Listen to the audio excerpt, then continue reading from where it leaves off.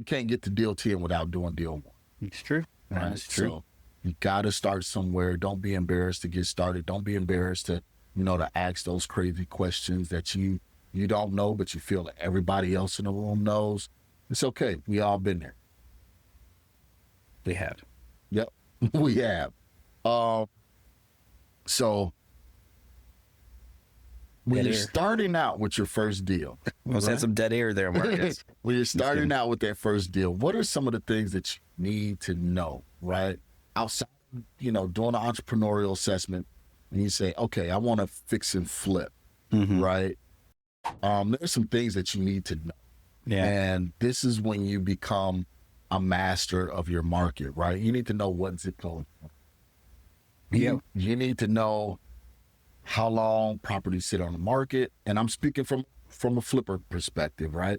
You need to know how long properties sit on the market, right? You want to see, so you got to know the days on market. You need to know what the competition is like, right? So if you're doing fix and flips, and then there's a builder building a whole subdivision, right, that they're providing, hey, we'll give you incentives. Yeah, incentives, bonuses, incentives on financing. You gotta know that stuff as well. And you really want to nail down what strategy you want to use, right? So I know we're kind of beating a dead horse on that, but you have to know what area you want to go in. And you can only know that by knowing what your end goal is, right? So Stephen Covey, 7 Habits, begin with the end in mind, right? So know what that end, what you believe you want that end to look like, and then reverse engineer it and working with it. So if you say, hey, you know what, I don't want to do all of this active income. I don't want to do fix and flips and all that.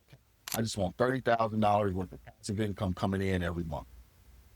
Doing fix and flips going to get you there. No, rental side of it will get you there. So you need to look at buying two units, duplexes, fourplexes, single family homes, things like that. Now you may take on a flip because it's an opportunity, but it's not really your business plan and your structure. So you got to identify, what kind of deals you're going out there looking. So that goes into building your investor identity. Yep. So starting that in mind, you know where you want to try to achieve. Kind of recapping, you're gonna get the right mindset. You're gonna go to networking events. You're gonna meet the business associates. You're gonna ask a lot of questions. You're going horizontal again, right? We're covering the horizontal. Everything's being covered, right? So you're going to the beginners group that we do. And now you have a good baseline. You talk to other experienced people. You got some good feedback. You read some books. You listen to the podcasts. And it's kind of like, okay, cool. Let's build out I want to flip.